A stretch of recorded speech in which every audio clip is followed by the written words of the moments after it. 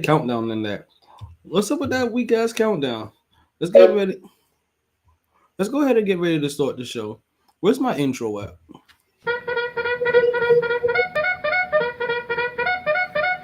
MyT.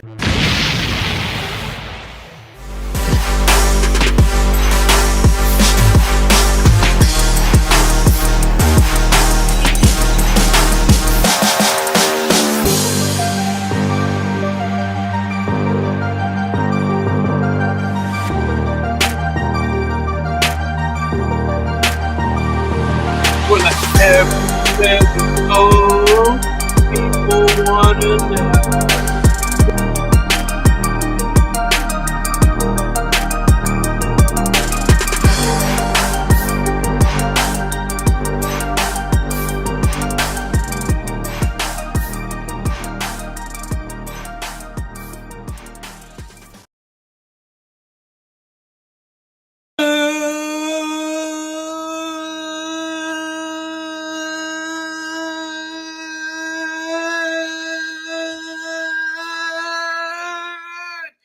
Evening and welcome back to another edition of the MyT Sports Podcast. I am your host, the one and only talent, Toma Taylor. Yo, it is another Fuego day in the hottest city in the world. We're coming, excuse me. We're coming at you live and direct from South Florida. It is September 28th. Current temperature right now is 81 degrees. We have a 49% chance of rain because it ain't rain yet so far for today, but we'll see what happens for the rest of it. What's going on, Mark? Long time no see. You know what it is. We back at it like a sports fanatic, right? MyT Sports Podcast. But yo, tell them, Coach, what goes on here? You play to win the game. Hello? So regardless of the time and regardless of the weather, it's always a blast on the MyT Sports Podcast. So let's start talking. Woo! Back at it like a sports fanatic. MyT Sports. Okay, this is officially volume 9. We're going to call this episode 0 still. Even though we've done, this is now officially the second show of the season. This is episode 0. This is still like a preseason show. All right, we ain't quite there yet. Even though we going through a lot of things like we would normally do. We're gonna get our week 1 picks today. Right, we're gonna talk about Joe Burrow. Right? We gonna get into the Sanders effect. We ain't gonna get no birthday shout outs yet today. Yeah, no birthdays yet. They coming up. Birthdays will come back next week. Right? We got a Blue Chew promo code for you guys as well. Of course, we're going to talk about some Thursday night football. We have the USA squad basketball people to talk about. Who else we have in there? I forgot. We have all that and more coming up next on the MyT Sports Podcast. But you know what we say here. I think I did this already. Regardless of the time, regardless of the weather. Yeah, I did that. So you know what? Let's just start talking. And let's get right into the first topic of the day. If you guys have before, you know what we do. I don't know you know what? Yeah, we're going to give it the mighty topic of the day. Hit him up. MyT. MyT. First topic of the day, our MyT topic of the day. The topic that kind of supersedes all topics. It is the mightiest of all topics. Make sure I get these chats up so I can see when you people is popping in here. I be forgetting about y'all. I really do. So let's get it. Oh, I just see my boo text me. Oh, she want to do some. Oh shit. Okay, that's what I'm talking about. Baby. That's what I'm talking about, baby. I gotta see who she wants. What weekend we talking about? Okay. It's funny. Everybody that hits me up, they start off with the yo. Well, first topic of the day. Let's get right into it, right? And that is about one joke. See, that's what I'll tell you. This is a 0 show. This is a 0, and the reason why I say the 0 kind of show because some things are ready, some things ain't. Some things are gonna be here, some things can't.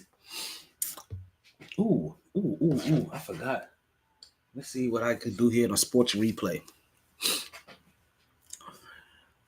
after, I want to say almost right after the game was over last night, right? The Thursday night football game between the Kansas City Chiefs and the Denver Broncos, the Detroit Lions, right? Wagwan, Nandi. Wagwan, baby. I saw your message. I was recording. My bad. But I gotta look into it more. I'm down for it. I didn't get a chance to pull it open and see the whole entire gist of it, but I saw like get into the inner. I'm like, back that up. I didn't get to see the inner workings of it, all right, to see the details of it, but I saw like the gist of it, and yeah, I just got to see what they we're talking about and everything else, and we get it squared away. We'll work that out definitely. I got you. So, yeah, I talk to my baby real quick, guys. You know we get intimate here on the podcast, like regardless of what you guys think. Right, this is a family. This is a life show that revolves around sports. That's really what it is. This is a life podcast that revolves around sports. So we're gonna bring some life situations in here all day, every day. Right, yo? Can I get some horns on that?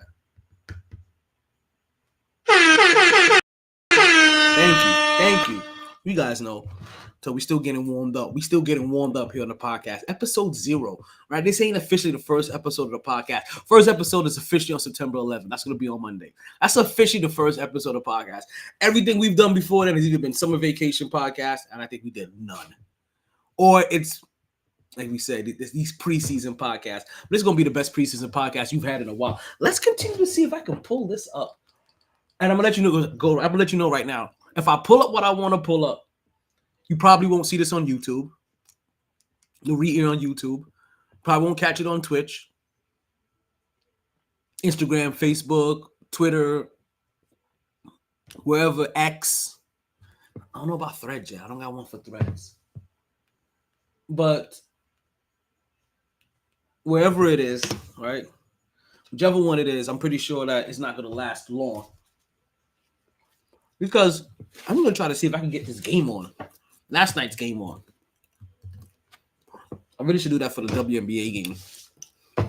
But we're going to do it for football. Since we're starting off with football. And the basketball that we got to talk, it's not too pleasant. Let's get into our first topic of the day. Can I get that back again? What's our first topic called? MyT. Topic of the day. And this revolves around one smoking Joe Burrow. Oh, I don't know if you guys have heard. Like I said, somewhere between last night's game being over and this morning. When I say this morning, I'm talking about like 3 o'clock in the morning. Right? I feel like it came through super early. You hear Joe Burrow agrees to a deal. And for some time now, if you've been paying attention to the NFL, right, you've really been waiting for this ball to drop when it comes to Joe Burrow, right? You've really been waiting for him to see not only when is he going to get his contract, but how much that contract is going to be. We've seen all these other guys slowly start to get paid, right? Lamar Jackson got his dough. Justin Herbert got some dough. The chipmunk in Arizona. Kyle, I should have played baseball. Murray got some dough. Right? They all got paid. Joe Burrow hadn't gotten paid yet. And you knew what's coming. Even when he had his off-season injury, where he tweaked his ankle or whatever the hell it was, right? We knew this was kind of like a Kevin Durant situation. It wasn't going to stop him from getting his money. It wasn't going to affect the dollar value of his money. It was still basically when you going to get your money and how much you going to be. That's all we've been waiting for. Let me not be disrespectful. Cheers. I gotta get rid of this. I am not opening any beers with a goddamn dolphin beer opener. You guys out of your blood clot mind. Whatever I take. Where's my lighter at, man? Give me a good old fashioned fuego. There it goes. Let's see, this motherfucker got some juice in here to follow me. Oh shit. Oh shit. Look, no hands. Okay, condensed games is not popping up. Let's see if the full game will pop up. I almost did that. Yeah, I caught that on 4K. I really almost did that. 1080p. No, I really almost did that.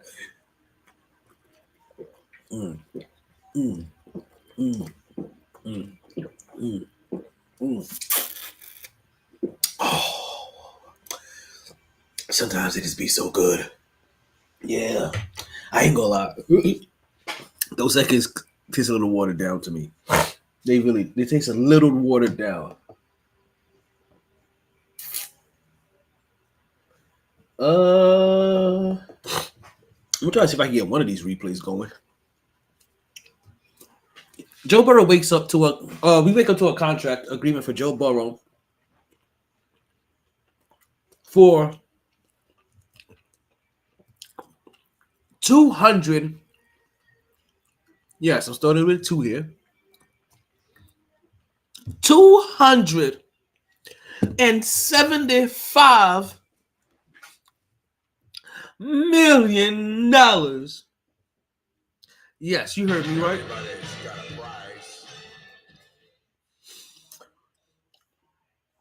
Jesus. Now, granted, this is about the kind of money that's been blowing around for some time now, right? We still got Patrick Mahomes with a $400 million contract over like 10 years, but we all know how that goes. We'll talk about that in a second.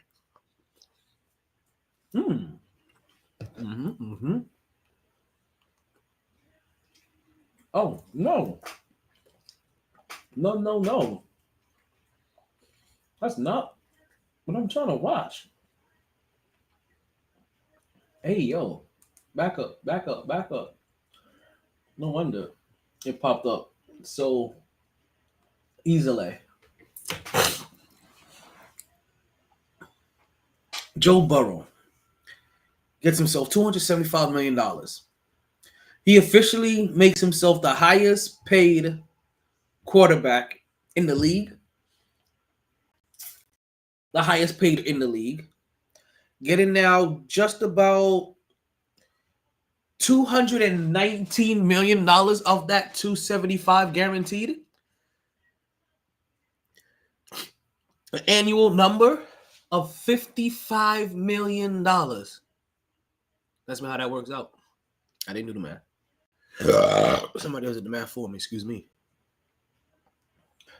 $55 million. Like I said, put him above everybody. Hands above everybody. And listen, some other people got paid recently too. Who else got their money? No.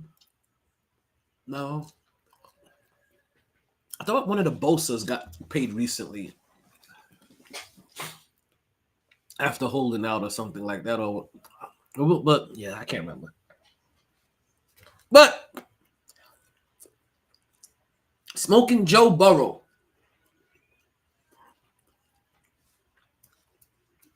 is officially going to be lighting up all the way to the bank.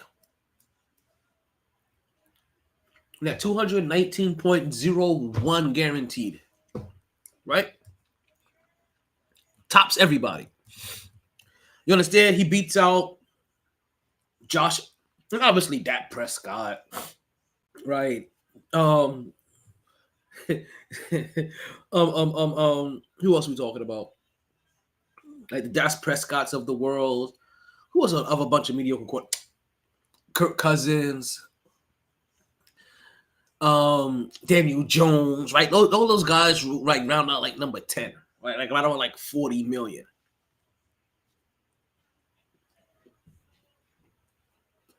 Get paid more than Josh Allen, who's pulling in 43 annually.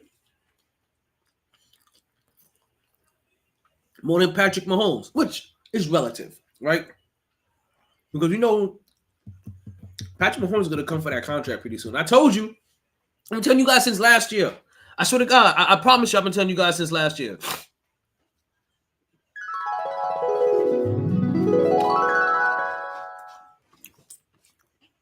That if Patrick Mahomes were to put himself on the market, he's commanding $60 million a year. I'm telling you, you had Aaron Rodgers out there before he restructures his deal to get 35. Aaron Rodgers was out here getting 59, damn near $60 million a year.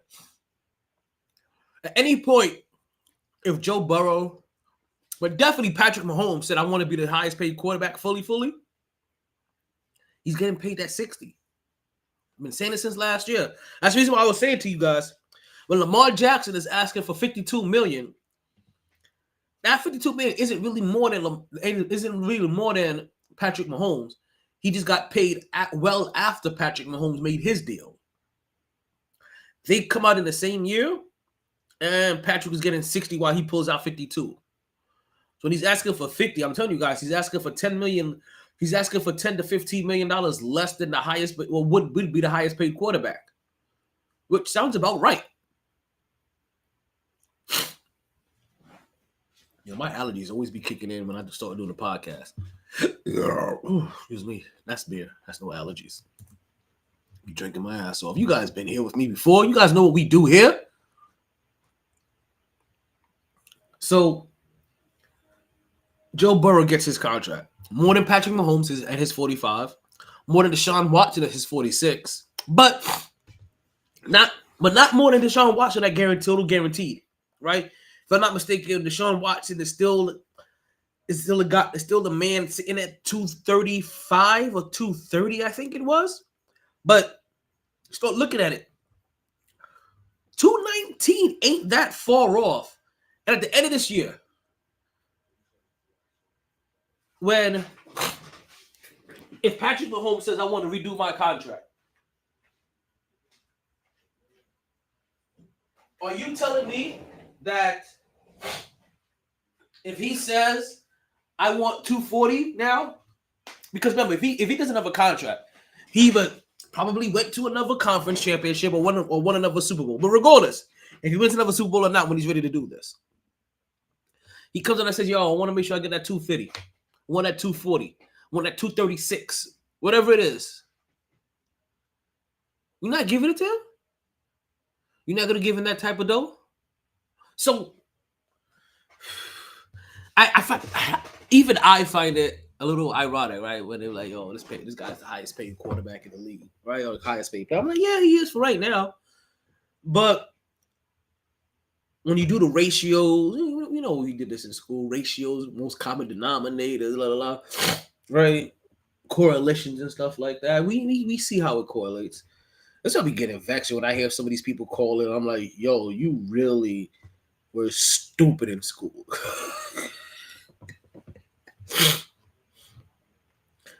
Kyle should have played baseball. Murray, 46.1, getting paid more than him. Russell Wilson, Mr.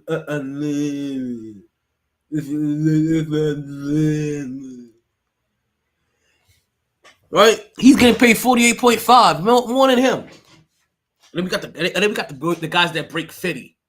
Jalen Hurts at 51. Lamar Jackson at 52. Justin Herbert at 52.5. Not quite sure why he getting paid more than everybody else, but timing is everything. Because Smoking Joe Burrow came in here and dropped the bomb and said, I'm getting $55 million guarantee. Ain't nothing you guys can do about it. It don't matter that I was out injured last year. It don't matter that I'm injured this year.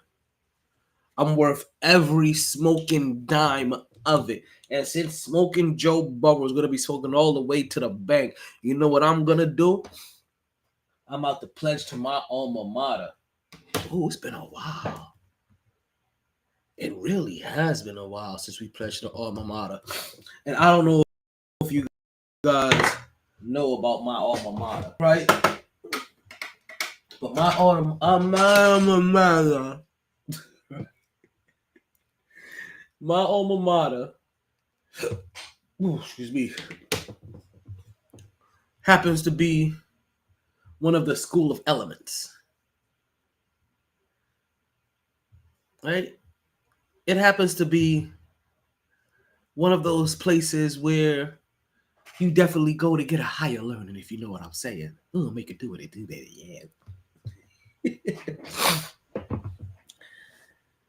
It's the Nate Dogg School of Medicine, where it isn't just the school's motto, their theme song. It is also a way of life. Because at the Nate Dogg School of Medicine, there's only one requirement and one requirement only, and that is to Smoke weed every day.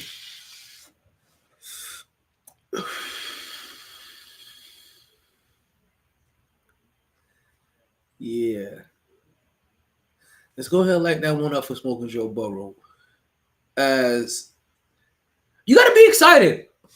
Not just to see him ball, but to see all these guys ball this year, right? Kind of see all of these players, all of these guys ball. There's a buzz around the NFL this year. There's a buzz around football this year. And maybe it's me as a Jets fan, right? It could be my Jetsdom. I'm not gonna knock that. Yo, play my track.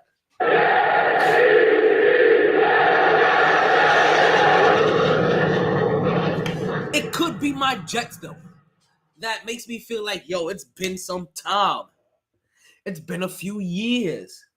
We haven't been here in a while. And when I say we haven't been here in a while, I mean that we haven't been in a position where we feel like we have a chance to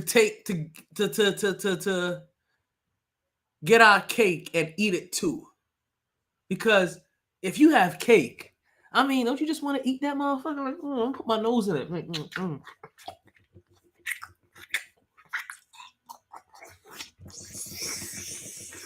Right? If you got cake, are you not trying to eat that motherfucker?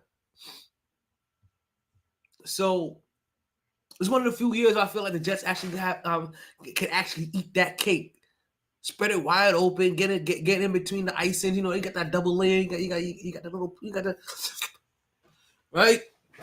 Eat like it's two cakes.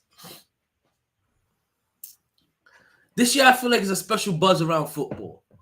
Not just because there are 22 teams in the AFC that got real quarterbacks that can actually make the playoffs. Not the fact that the Cowboys are going to suck again and we won't talk Cowboys until Jerry Jones decided he actually wants to denounce slavery when he had the opportunity to and he decided not to. I was curious. I was just there because, it was a curious time. He sounded like he was sucking dick for the first time. Like, I don't know what'll happen. I was there and I was just curious and the grizzly was just there in front of my face and I was just like, like, what the fuck? So, pause. This is weird buzz around the NFL, around football, period. And on one side, I truly believe it's because of the Aaron Rodgers in New York effect. Because if you're not talking Aaron Rodgers in New York this year, then what are we talking about? Aaron Rodgers in Green Bay? The Dallas Cowboys? The San Francisco 49ers? The Philadelphia Eagles? Now, the Philadelphia Eagles, that's one to talk about. That's a new one. Right? But the same old shit? The New York Jets and how they're failing? So now you get to combine two of them. Combine Aaron Rodgers, the New York Jets, bam. Not the failing. Definitely not the failing. You get one big storyline. And now this is constant buzz. Saquon Barkley holds out, you barely hear about it. Chris Jones for Kansas City's holding out, you barely hear about it. Travis Kelce pulled up with one of those,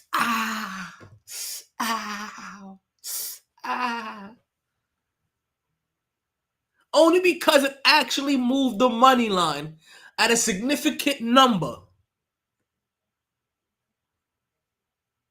Did you hear about that? This is weird buzz. You guys hear that? You guys hear it? Hold on. I swear to God, I'm hearing this motherfucker. Give me a second. Let me take my hair down. I think it's in my hair. You hear that? No. It's not in that side. No. Wait, it's somewhere around here. Right, let's get it. there's this weird buzz that's going on. And it's not just in the NFL, it's also in college sports too. Right? There's this prime time effect going on. There's this Deion Sanders effect that is fully happening in college sports. Now, when Deion went to a HBCU a couple years back, we were elated. We were elated. A lot of football fans were happy as well, right? But we were related. We're elated. We are related. We were elated. All right, all my people. At the same time, what makes you laugh, makes you cry. We were a little disappointed when he left. Some of us thought that his purpose wasn't just to constantly just chase the bag. We thought he was trying to uplift a culture and an environment in the HBCU. Now, granted, I still believe that was part of his intentions, but a lot of these HBCU coaches are greedy, just like everybody else, but they were greedy, but irrationally greedy, complacent and comfortable, and unwilling to make the necessary changes to help grow the product that they're in, which automatically, if I'm hearing this, like instant, like if I'm somebody's I'm like, if I'm hearing this from Deion, I'm trying to find out who these guys were, and I'm letting them go because they're losers. They're bona fide born losers. They're scared little losers. And that's the reason why some of those guys in particular are caught up and stuck coaching HBCUs and can't ever get a real chance. Primetime in 3 years, from HBCU to the regular college rankings, right, has constantly not made splashes, but have caused tsunami-like waves. And I know the T in tsunami is silent, but there has been nothing quiet about what this man has been doing. And the numbers show it. 3.8 rating. A 3.8 rating for this last Colorado game. I'm gonna make sure I got this thing right.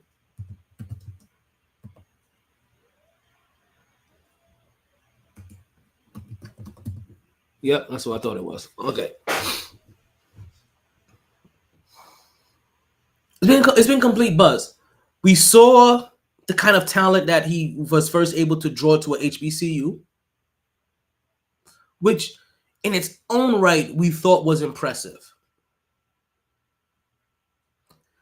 Then he leaves there, right? And when he leaves there, he does the same thing in Colorado.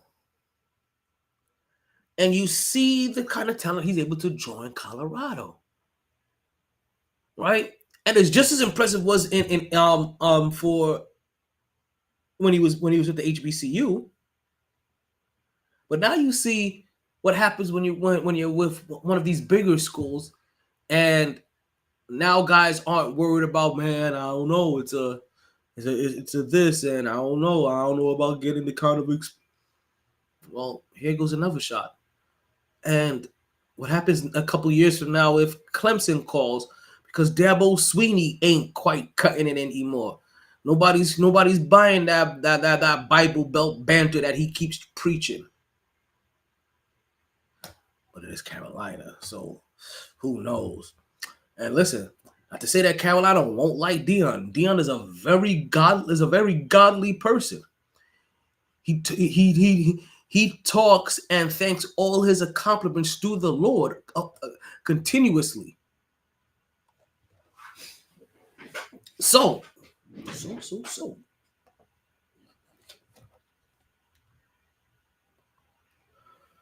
When it comes to Deion Sanders, it's almost like anything's possible because of his popularity, his own stardom and gravitational pull.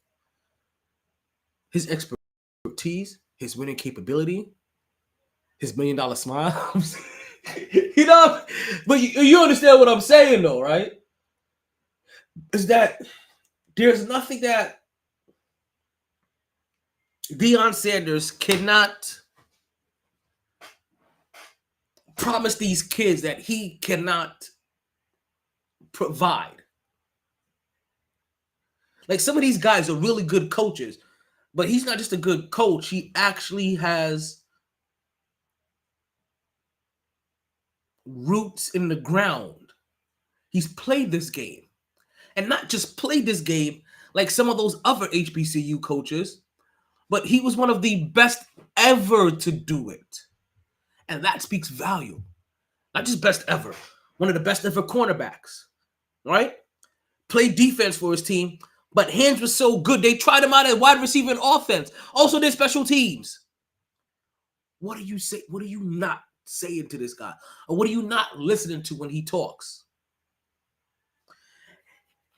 What he is having kids do to the transfer portal, he did in the NFL.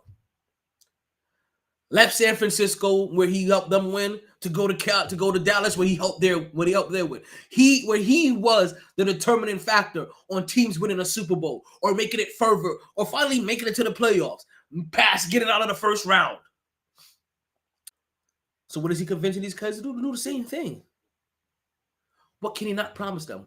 What can he not tell them about playing defense at the highest level? What can he tell them about not playing offense? Because not only did he play, he also did play off. Not only did he play offense, but he also played against all those offensive guys that we talking about.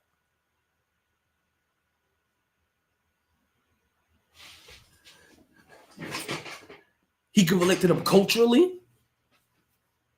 He can relate to them from a position of just getting your bag and making yourself marketable as a player. Even when there's a little bit of controversy that comes with your name, ball out, because results rule over everything.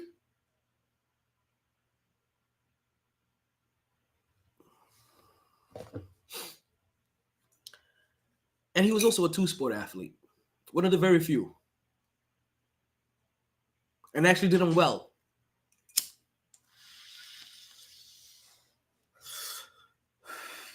Deion Sanders, almost half his team transfer portal.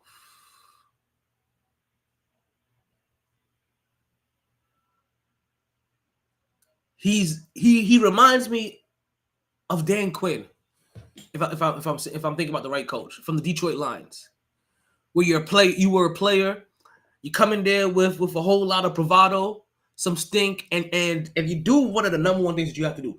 You instill courage in your players to go out and perform at a high level every game, knowing that you have their back, knowing that you tell them to go out there and don't play scared, and you won't coach scared. You won't interview scared. You won't park scared. You don't go to meetings scared. You don't do anything timidly. You walk it like you talk it. You talk it like you walk it.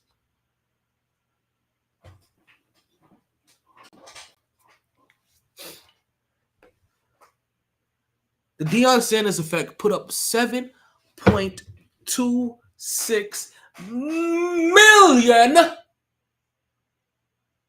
and millions of viewers on this Colorado team. 7.26.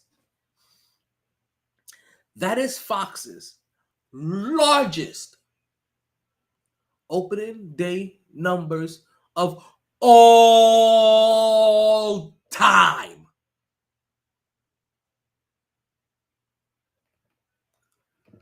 Those numbers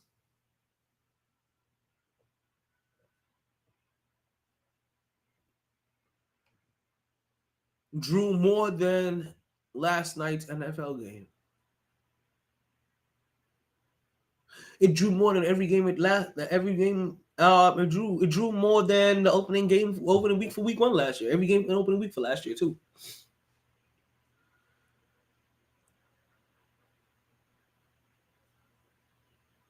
He is running a transfer portal as you would teach a guy to try to run through free agency. That's basically what it is. He's basically telling guys, listen, I like you, I want you, and I'm gonna have you. Now, you can either use this transfer portal or you can regret it later. And these guys are hitting the transfer portal and making it to Deion's team. Now, while Deion Sanders is benefiting from the transfer portal, and he has guys that he is looking towards for the transfer portal, the transfer portal isn't all what it's cracked up to be.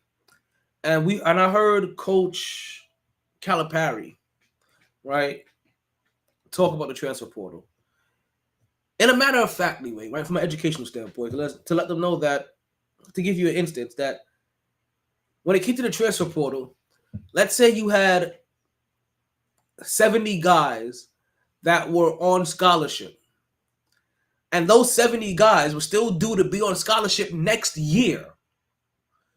Well, when they went on these transfer portal, only 35 of them end up getting picked up in the transfer portal.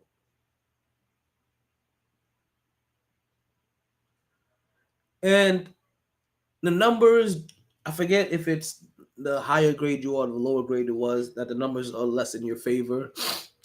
But these are, which basically what you're still saying is that half of the guys that had guaranteed contracts are now without a contract.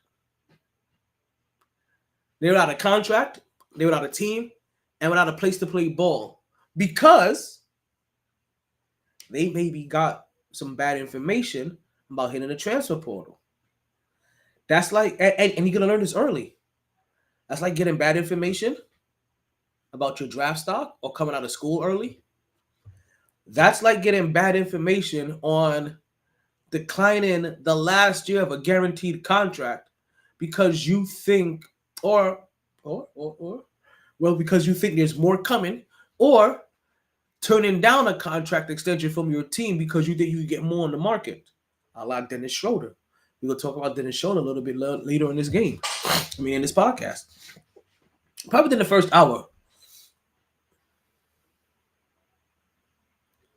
7.26 million views. So while Deion Sanders may be one of those guys that can fill up every spot that he needs in the transfer portal, right? Handing out 25 new, however many does, 15, 20 new scholarships and be happy. There's a bunch of people that came out of that portal and are never going to get picked up. Now, do they think it's going to get picked up by Deion? I'm not trying to say that. Am I saying that Deion Sanders is to blame for any of this? Nope. He's utilizing the system to the best of his ability. These are two separate issues of him being able to look at the transfer portal and be like, yeah, guys, come here. I got you. And people dying and jumping over themselves to go want to play for Deion Sanders. But when people see this happen and work so successful for Deion, they think, oh, why not me in some random Kokomo Joe place, some random mom and pop school, some random kiddie foundation ran organization, right? They start to think like, why not me? And I can do this too. Who says I got to go to Deion? Maybe I could go for Coach Kane. Maybe I could go play for Tom Izzo. Maybe I could go wherever. And then they're like, yeah, nah, we good here. We're full. Did I tell you I wanted you? So why the fuck was you here? We good over here. And now you got out of contract. That's the up and downs of it. But you have to pay attention. Because let's say it's your agent that's telling you, hey, this is a good thing to do, drop that agent. Just like how NBA, just like how people do when they get bad draft information.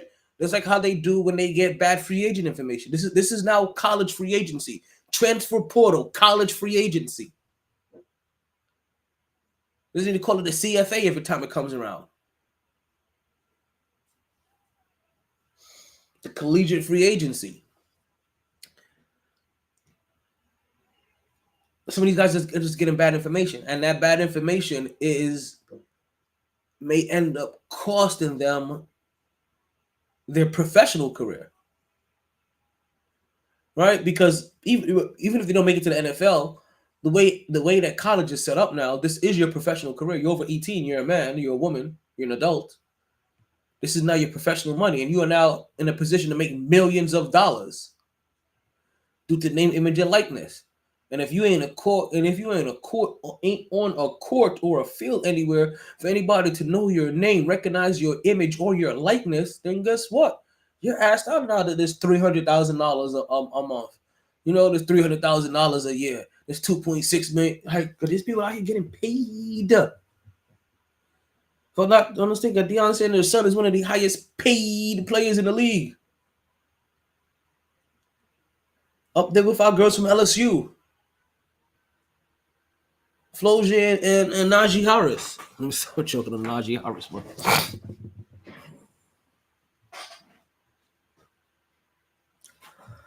So these guys can navigate it right.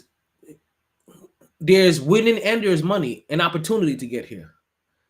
Because as we bring in the NIL, you go to Colorado now, you get some of this Coach Sanders rub. All right, you can find yourself with some sticky green. And we all know how sticky it gets. These players want money. They're playing at this level to try to change their future, not just for themselves and for their elders, right? But also for the generations after them. Another team kind of trying to change their image. Right? I don't know if I wanted to go football here. Before we go football, right? Because that's one letdown that happened yesterday. Let's talk about the letdown that actually happened this morning. This morning, you say, like, what the hell happened this morning? USA versus Germany. Yeah, I said it. This game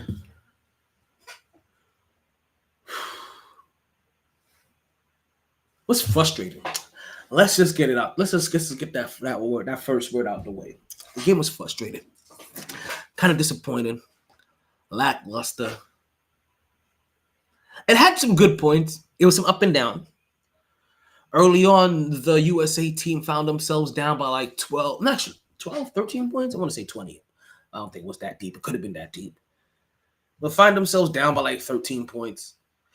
Right, USA team, they come and they fight back. They close the lead. And I think by halftime, we're looking at a 1-point game. Nobody is really going off. Anthony Edwards at this time, like he's slowly coming along. Tyler Halliburton is struggling. You get in decent play from Austin Reeves on offense. On defense, he's a wet paper bag that you try to drop some pool balls through.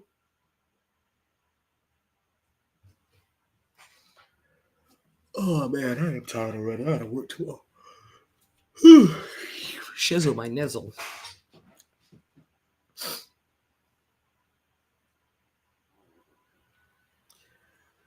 All right, and we're talking about a Germany team that has a couple of NBA players, right? Dennis Schroeder, probably the most notable name, if I remember correctly.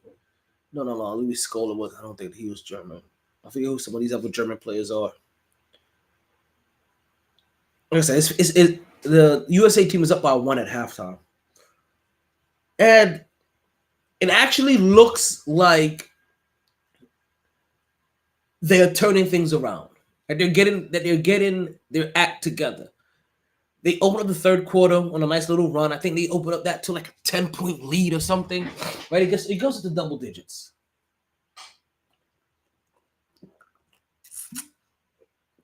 Germany would continue to claw. They wouldn't give up. The coach didn't touch Dennis Schroeder.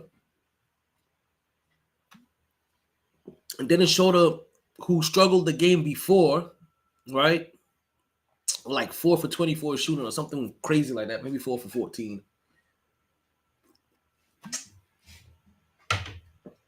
pulls together a much more redeeming game. But the number one thing, all right, when this game is going on, while this game is going on, even after it's over, you automatically realize this ain't the dream team. This ain't the dream team. This ain't the redeem team. This isn't the meme. Actually, this may be the meme team. This may be the meme team. The defensive intensity wasn't there. We'll get back to that in a second, right? Let's curve. Nah, let's continue on this road. Skirt. Back on the road. We'll take this exit after all. The defensive intensity just wasn't there. And for as otherworldly on offense the dream team was, their business, their mission statement was to embarrass you on defense. First, you know how many easy runouts they got? And I know it's a different times, a different era, right? 3 out of the last 4 people that have won the NBA MVP, 4, like, I get that. It doesn't mean that there can't be a certain intensity you play with. Josh Hart lives up to his last name again, plays with heart, but plays with the intensity you wish you would have saw from everybody on a consistent basis. Anthony Edwards, Tyler Halliburton, Jalen Brunson, Paulo Banchero. Because these games aren't won by offense. Offensively, if you're just going to go ahead and keep trying to exchange baskets, these foreign teams probably will beat you. Better shooters, better fundamentals, better form, better shooters. My glasses feel filthy. So the thing that stood out is their lack of defensive intensity. Too often guys are open on the wing. Like I said, Austin Reeves, guys are literally blowing past him. As if, hey, was there supposed to be somebody here? I'm sorry, I didn't see him. Shit. Probably he was going too fast. He was going 2 miles an hour. I think that was too fast.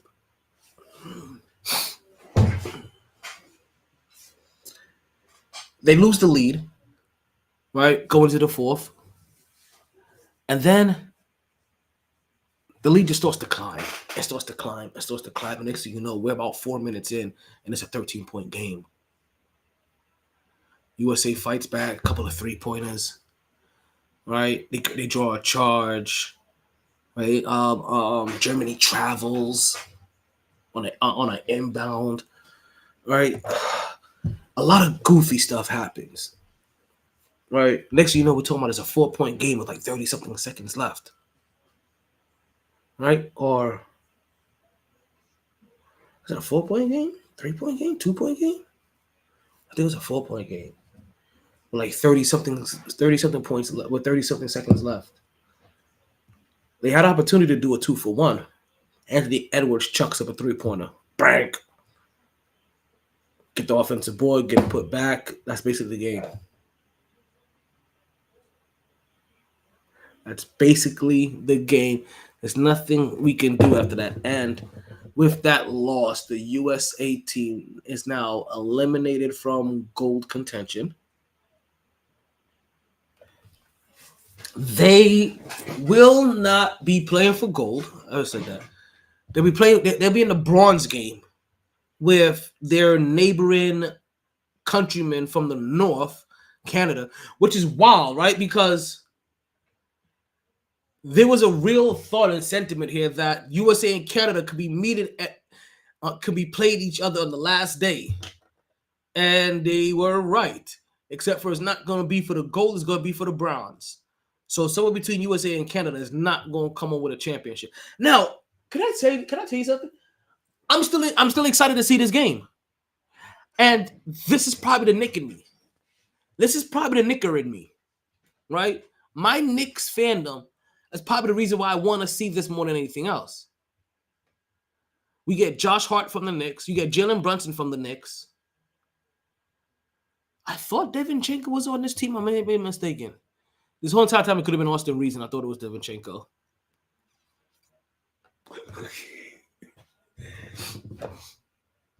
But you get to see RJ Barrett now on the Canadian team. So that's 3 Knicks players, right? That's 3 Knickers we're going to see in that final, not the finals, the gold game, but in that final FIBA game for the bronze medal. Somebody goes home. Somebody, and it's win or go home. It's that simple. It's going to be win or go home. You would think USA would take that, but who puts it past? But I feel heavy on USA. I feel confident with USA. Now, as I'm talking about confident with USA, I'm watching this game, and I don't know if it's because we're at the point where if they win, that this game now takes them into the gold medal game, and maybe that's why I was really excited. I'm watching this game, like, yes, let's go, right? Like I'm cheering, I'm rooting for them. Or is it the fact that 2 of my players are on this squad? So does this game become more like I'm trying to figure out? Does my intrigue stay the same if there's no Jalen Brunson, if there's no Josh Hart? Because it was those Josh Hart plays, right, coming down to the end to help lower that deficit, that right to break that lead a little bit down. When the USA was finding themselves in trouble, and I caught myself uberly excited, and that's when it dawned on me. I was like, "Hey, am I this excited because it's USA 1 win away from gold, right, or make it to the golden round, or am I extra happy because it's my player?" And I think I'm a little extra happy because it's my player there, which lets you know how important representation is, right? Because this year in the draft, wasn't that interested in the draft. You know why? My Knicks weren't in it, or didn't have a position of power and interest, right? A position that could actually move something. Didn't care, right? Jets did the Hard Knocks, barely blinked an eye. Now, on that one, I think that's an age thing. If I was a younger Jets fan, whether we're talking about in your adolescent days, your teenage days, or even your early 20s, I think all versions of me are interested in the Hard Knocks, because I would just want to consume as much of this as possible. I want to absorb as much Jets talk, quarterback information, defense interaction, coach speech. I want it all, and I'll be excited for it. And I can see how that's moved the neighbors for somebody, but for me, I'm like, wake me up when September ends or begins. But that's what I'm waiting for. That's what we all waiting for here.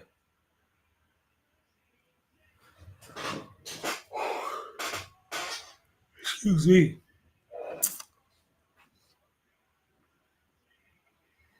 So part of me feels so part of me was so excited. So this bronze game, I think it's Sunday morning before NFL starts.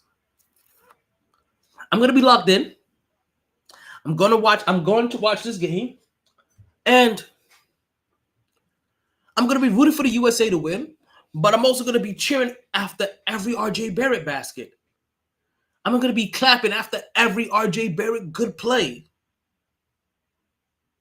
Cause that's my teammate. That's my teammate. Hell, But he does good stuff. I feel it too. I'm happy.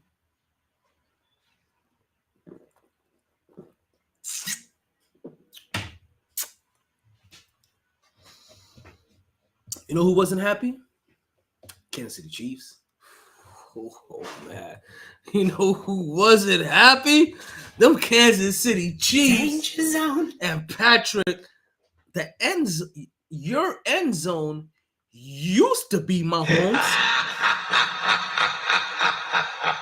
Danger zone. Danger zone. That wasn't the case last night. The Kansas City Chiefs, if you haven't heard by now, were upset by the Detroit Lions as they lost that game 21-20.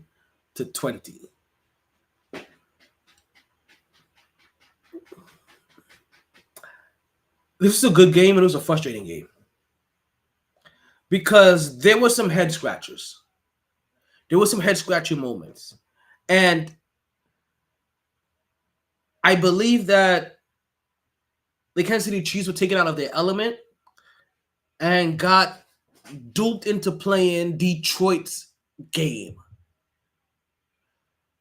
When I understand when you were playing Tom Brady that you thought that you had to play a certain way to keep pace with him. Who are you keeping pace with in Detroit? Goff? Get the off of it.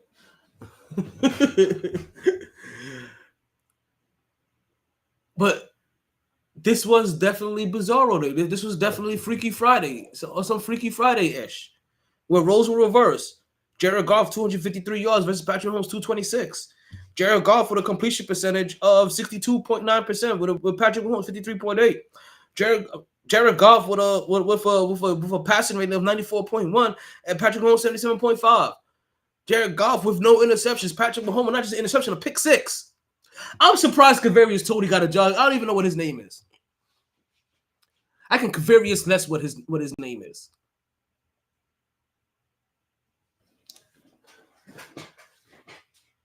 For a guy that was scrutinized heavily by the New York Giants for not being able to cut it, not focus in bad hands, things like that, gets cut, redeems himself in the Super Bowl this past year, and then you come out first game of the season and you look like you was like, you know what? I no longer have to practice. I no longer have to give a shit. I don't have to work on my craft. Because that's what it looked like. It looked like I could Kavarius what his name is Tony. I could Kavarius less what his name is Tony. It looks as if the whole entire offseason, because he now won a Super Bowl, and he feels like he got the stigma off of him that had him deemed as a bad wide receiver is off. He didn't put it. Look like he didn't put in any work, not one bit whatsoever.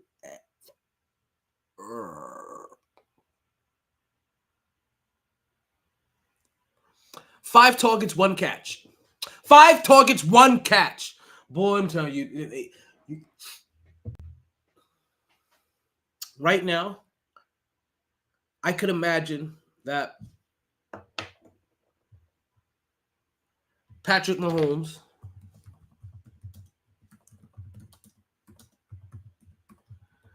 is doing the old Wolverine. What am I talking about? You know Wolverine from X-Men. When he was laying in that bed staring at that picture of Jean Grey stroking that motherfucker, thinking about beating his meat. Pause. I guarantee you right now, Patrick Mahomes is sitting in bed crying, looking at a picture of Travis Kelce, of when he used to catch passes for him.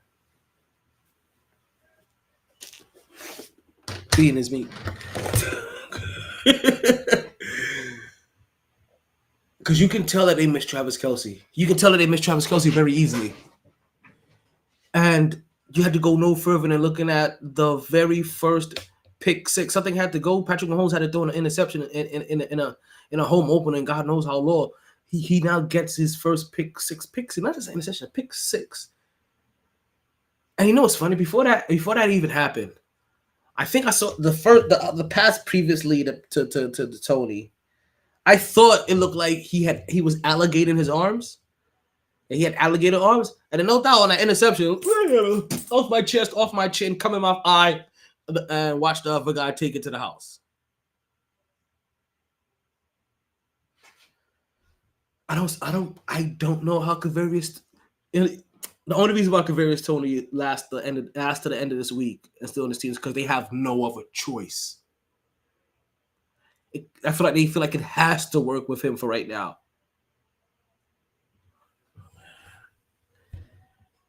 One for 5.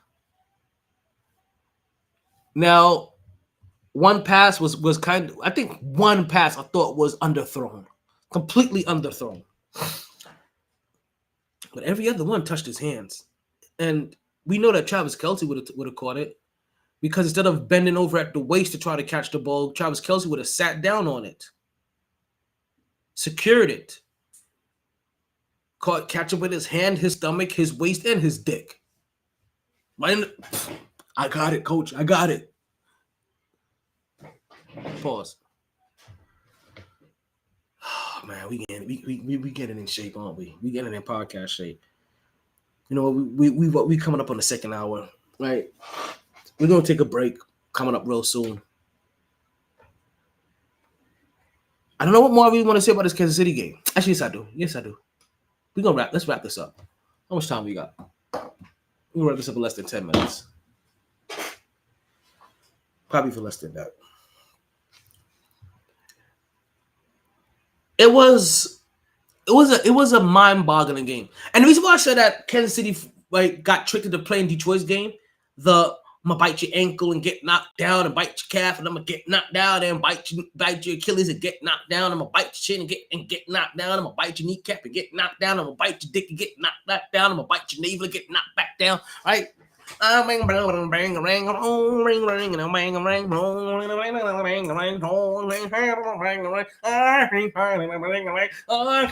on the count.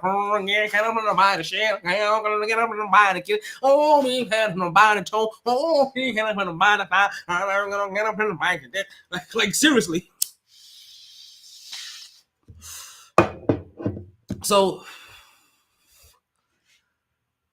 we all know the Detroit Lions team, ever since we've made fun of that press conference, they have lived up to it. We made fun of them. They're like Super Saiyans. Every time they lost, that loss makes them just a little bit stronger. Jesus, you gotta change their names to the Detroit Super Saiyans.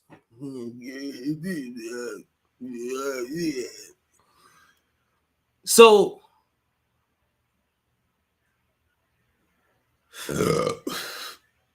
oh shit, watching from Cedar, Texas. Glad the Lions won. The Lions stopped all that crap Chiefs was pulling. They did. Welcome. Thank you for watching. Thank you. We can Cedar Hills, Texas. They did put an end to all that talk. But they really showed us that team from last year, that team that we've been making fun of, that's them. And even since last year, we've all known that Detroit's not going to be that kind of team to lay down. Kansas City, as I was trying to get to, Kansas City forced themselves to play Detroit's kind of game, because going forward in 4th and 20 is not something that you do against Detroit. It's something you do when you're playing Tom Brady. But you're fooled, right? You're caught up in the moment, right? They're like us. Like what happened? That they became us. They became fans. They got swept up in the emotions of the game. And he was like, by golly, you get me another Hardee's thick burger, and we're going for it. False start. On a plate on a play that's been there all game. Because they're oh my God, who was that? Their right guard, Taylor? Who's that? Was it there? One of their guards? He's lining up 3 feet behind center to get a jump on the defense, and he's leap. Not only is he getting 3 feet on them, right?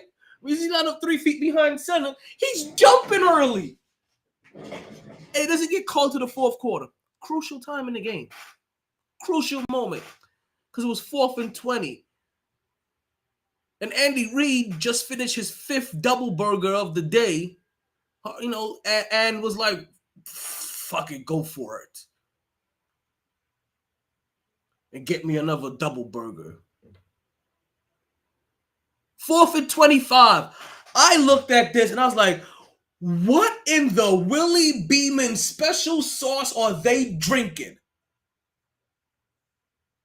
To think that you're going to go, especially after it failed the first time. Like, I understand, like, okay, we go for 4th and 20. Fuck it, let's kick it. Right? I don't think anybody would have been like, yeah, that's probably the right thing to do. Would you go right back for it? You saw, and you didn't just, it wasn't just the lack of Travis Kelce. You saw the lack of Jones as well. Right? You saw the 2 key pieces that the Kansas City Chiefs are missing. Now, if they're lucky, Kansas City Chiefs, they realize, let's go ahead and sign Jones to his contract and get him in here. Because we need to stay as healthy or 100% as possible if we're going to try to survive the AFC this year. And isn't that good that and if you're a team in the AFC, how happy are you, right? Like how you got to feel like you slept with a little bit of a smile on your face, thinking like, damn, they got knocked down already. This is an opportunity. Like this is an opportunity that we can use to get an early jump on the Kansas City Chiefs.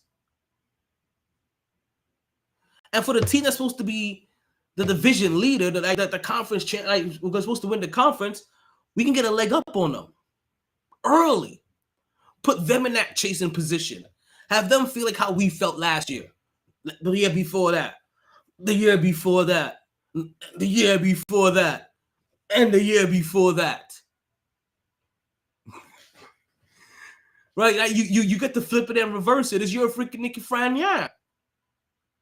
Meaning that this is your year to try to beat the fucking Kansas City Chiefs. It's your freaking Nicky Frania. Flip it and reverse it. 20-21. We get the pick 6 in the first. You get the bad offensive call on 4th and 25 to turn over the ball. And you even seen Jared Goff like go down the field and look like he was Patrick Mahomes. Like, we've seen Patrick Mahomes one time without an offensive line. That's the last time I think we've seen him look bad. This game right here wasn't impressive. I can't say it was bad for him, but definitely wasn't impressive. Like, if it's bad for him, then it's ugly for Tony. And it's definitely good for Jones. Right? If we're going to play the good, bad, and the ugly game, right? It's definitely good for Jones. He's like, they can't protect this boy without me. Look at Taylor. Look at him. Look up for each other. Look at him. It may have been a bad game for Patrick Mahomes. Like I said, 53.8 completion percentage. But like I said, when you have guys literally dropping passes that are touching their hands, what do you expect to happen? Like, I don't care. Like, if I don't care what he does. Kadarius Toney, if he has to go to the baseball team and you find out what kind of stickum that they're not allowed to use, and you start putting that on your gloves or on your hands. Because the fact that you dropped that many balls, and this is literally the reason why this is your second team already in 4 years.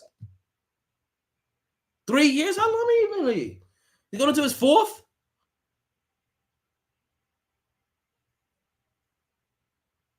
We get to see why. We get to see why. I'm going to take a little break. And I'm gonna take a little break here. And just give me a minute. I mean, crack open another beer, wet my palate. You know what I mean? Take a couple sparks of the other lie. And when we come back, I think I'm about to do my picks for the rest of the week. Yeah, it's time for us to give you guys our pick. What the hell? How I get 18 pages of? Oh, never mind. I know how I got 18 pages of that. I was really wilding, right? Let's go ahead and take a break. We'll be right back, right? And while we take this break, I want to tell you guys about Blue Chew. If you guys don't know what Blue Chew is, Blue Chew just happens to be a little blue pill that can get you back your thrill. All you have to do is open up a pack and head straight to the sack. Listen, just a few chews before do. It has the same active ingredients as Viagra and Cialis, so this is one opportunity that you just can't miss. For a very low cost, you can beat it up like a boss, and she will love how you come through like a champ when you Blue Chew in advance. And if you use my promo code of GSSS, yes, folks, you can get your first order of Blue Chew for free. Yes, folks, we're talking about for the free.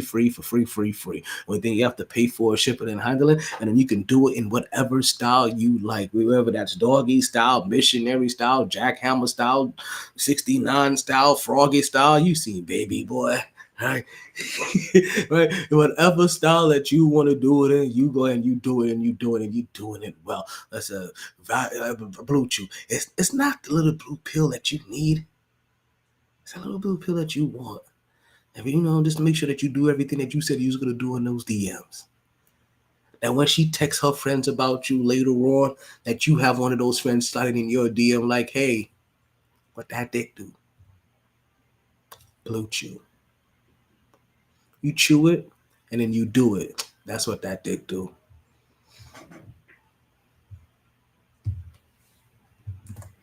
Also, brought to you by...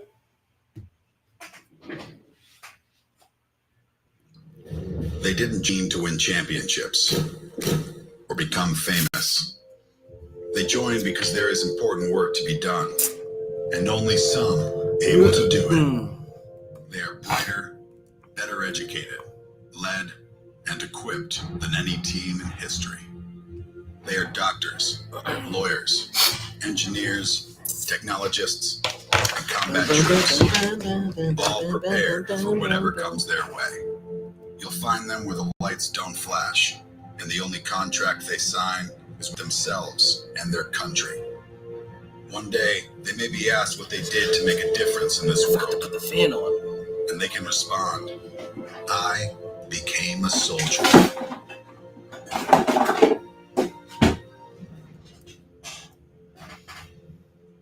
Ba, ba, ba. We are back with the MyT Sports Podcast. I'm still your host and one and only talent, El Idolo Deportivo Taylor. All right, this is officially week 0, or podcast 0 of the MyT Sports Podcast. I want to appreciate you guys for listening. Don't forget, if you're trying to catch the re-air of any of these podcasts, you can go and listen to it to wherever you listen to podcasts at. Pandora, Spotify, TuneIn, any of those places will do. Even get to tell your smart speaker, "Hey yo, play the latest episode of the MyT Sports Podcast." It'll pull it up wherever you listen to your podcast at, like Google Podcasts, Amazon Podcasts, whatever. You know what I mean? Wouldn't tell that.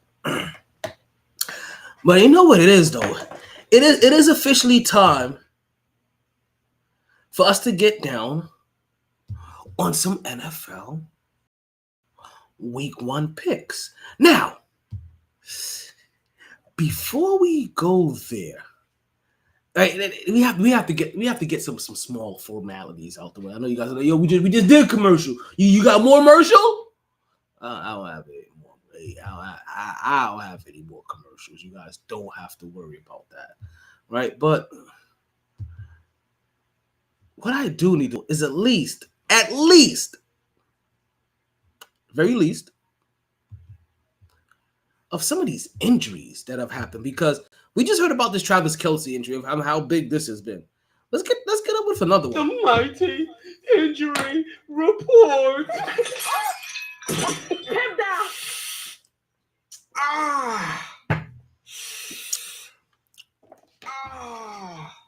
I am a giant, stand up on my shoulder and tell me what you see.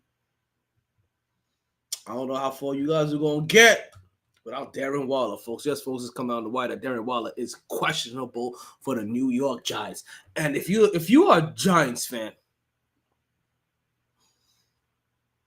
you have to be disappointed, right? This has to take a lot of wind out of your sail, right? A lot of steam. If you're not a Giants fan, kind of have to be like, told you so. Darren Waller's an iffy guy, like Christoph Porzingis is. I know you want to like, how the hell is the Boston Celtics catching strays in this one? Iffy guys. You don't know if they're gonna play today. You don't know if they're gonna play tomorrow. It's, you know, their availability is always iffy. Let me just get this out the way real quick. Right, when the Boston Celtics got Christoph Porzingis, I had a couple of Boston Celtics fans, including my uncle, right, expressed to me, right, whether by text, whether in person, whether by phone call, of how ecstatic they were to get this dominant figure and how it was their year and the amount of games they were going to play, going to win. And I questioned, how can you win this amount of games when you're only going to have him for 46 games if you're lucky? Like, what? Enjoy him for 46 games. Darren Waller, enjoy him for 12.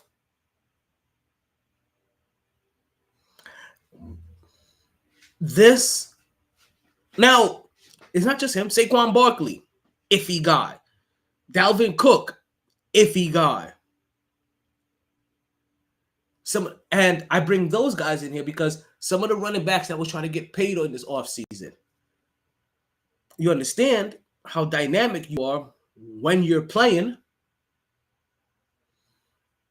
but when you're not, is the games that really matter and the ones that end up biting us in the ass.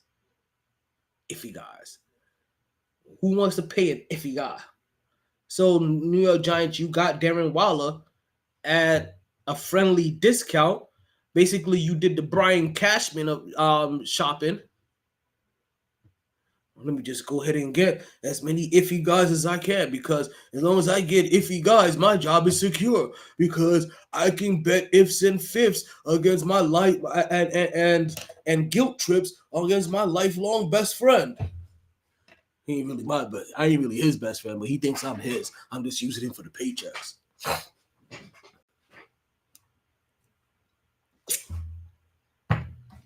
So,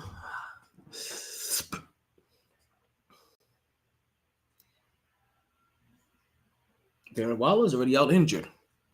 The line hasn't moved much, right? Most non-quarterback people don't move the line. That's the reason why Travis Kelce adjusting that line was so huge. For the people that had Kansas City winning this game, I feel sorry for you. My bad, dog. Yeah, excuse me. Oh, that was the one.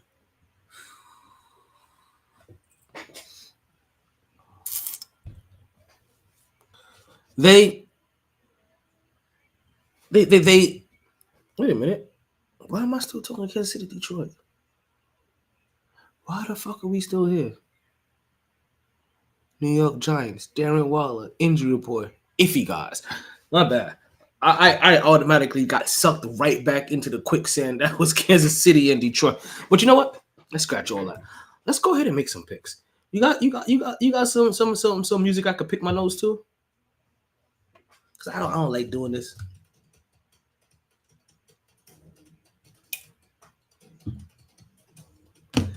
Yeah, I like that. I really do. Yeah. Let's see. And don't forget, you guys can always go. Wait. Oh, nope. Promotions. First game we have of is Carolina versus Atlanta.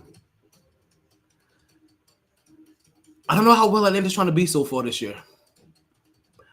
I don't know how to. Now some of these games, you know, early games, Week 1 games always kind of hard. Now this was one of those divisional games. Like you said, like they did this strategically. Thought it right. We have Carolina, Atlanta, Cincinnati, Cleveland. Who else was there? Green Bay, Chicago. I want to say Las Vegas and Denver was one. But we all know the two important ones, right? Dallas and New York Giants, Buffalo versus New York Jets. Like we see some of these attractions. Like those are the games that have double the consequence, right? Because they're division games. It's almost like you double up on the win because you personally send one of your rivals down one while you are up one, and then you're up in one on them specifically. So you already have part of the tiebreak on them, even though you have two more games or another game. First game we have is Carolina versus Atlanta, and I am going to go with Carolina. I don't say that with confidence. Both of these teams haven't showed much to me over the last year. They're both in kind of a similar position, young quarterbacks, young skilled players, haven't quite figured out the method or culture of winning yet. I'm going Carolina. You know, they say nothing could be finer than to see a senorita in the morning. No. It says nothing can be sweeter than to eat a senorita in the morning. No. Nothing could be finer than to nibble on a vagina in the morning. So we're going Carolina. We're going Carolina on that one. Next up, we have Texas versus Baltimore. And Houston isn't in position yet. Still railing and recovering, treading water from the Deshaun Watson debacle. Haven't really put anything of a winning product on that field as of lately, whatever you want to say. Right? But Baltimore, they've been in win now mode for a couple of years now. They gave Lamar Jackson that contract. They signed Odell Beckham Jr. in the offseason. I don't have faith in this combination. Even though I drafted Lamar Jackson as my quarterback, it's more for those rushing yards and touchdowns. I don't have faith in this in this combination. I need to, now. Today's Friday, probably Monday, right? When we come back, we're gonna take a look at all the teams that made it to the playoffs last year and see who's not gonna probably make it this year. If Cincinnati makes it, if Pittsburgh makes it, where's the real room for Baltimore and Cleveland? Are they both always going to send 3 teams?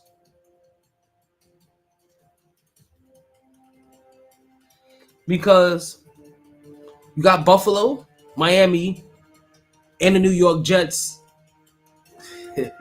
I see you.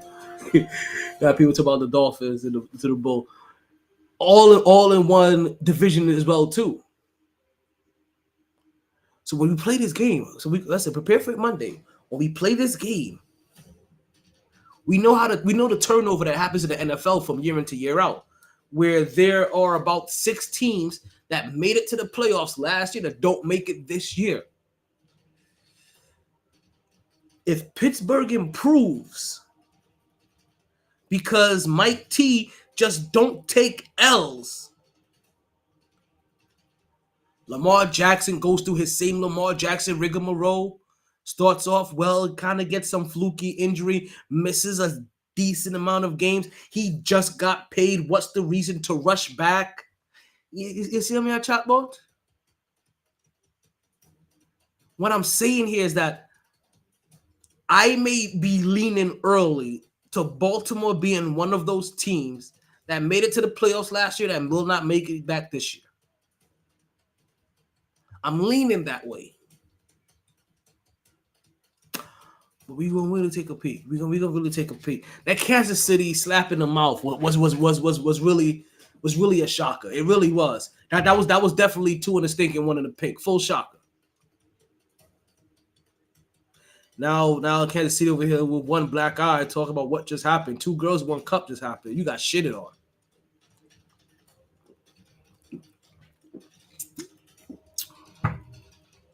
But even with all that said, until Lamar Jackson has that injury, or Lamar or Odell Beckham Jr. pulls up early, right? Week 3, week 4. I'm not gonna not have faith in the Baltimore Ravens because they've just been too professional for too long.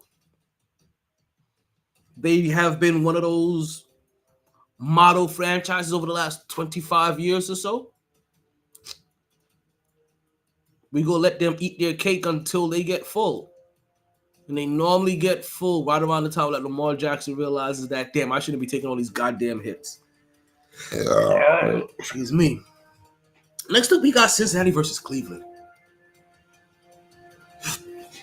Yeah, we know where we're going with this. So we full on locomotive.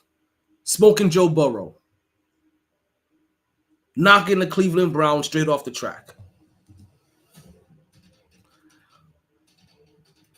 I guess we're at the point where we can't believe Cleveland until Cleveland forces us to be believers.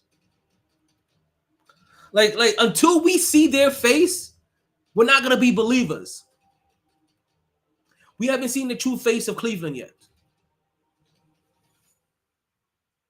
We don't know if Deshaun Watson is the Deshaun Watson from last year, or if we have the guy that was tearing up the league with J.J. Watt. Is this the guy that Dabo Sweeney was saying was the Michael Jordan of football, or is he R. Kelly number 2?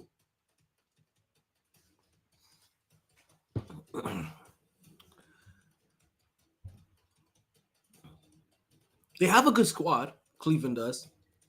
This is an inter-division rivalry. This is an interstate rivalry. We don't know the status of Joe Burrow quite yet either. We just know that he got paid. We don't quite know about his status yet.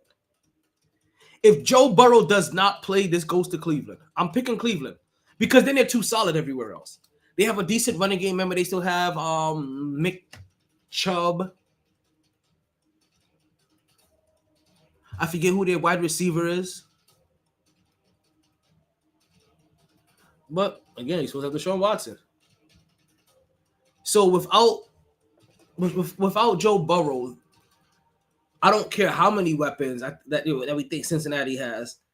I'm just not seeing it. It's not just being the quarterback; it's the command presence that Joe Burrow has.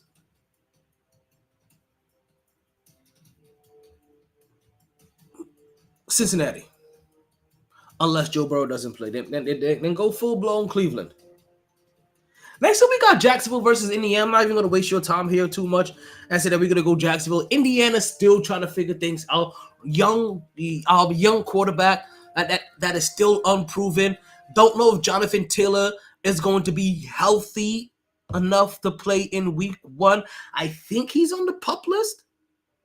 So I think he can even come back to week 4 anyway. So even regardless, I don't think they're gonna have Taylor for the first 4 weeks. So yeah, I'm not seeing Indiana. I'm really making any waves here, especially this year at all. Especially with all the controversy, all of the headache, all of the waves that's going on in that front office. You know what I mean? The owner with players, like it's just a really bad look for the Indianapolis Colts as of late. And Jim Irsay is playing the best heel I have ever seen played ever. Like Jerry Jones is looking at him like, I didn't even know you could say that.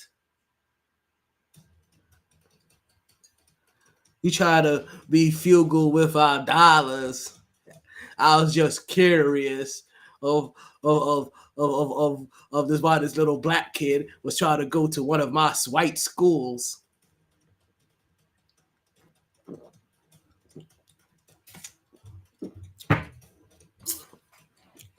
If you ever wonder why we don't talk Cowboys on this podcast, that's exactly why. Jerry Jones had a perfectly good opportunity to make a statement, and he made the biggest statement by making no statement at all. I was just curious of why this little niglet think he can get an education.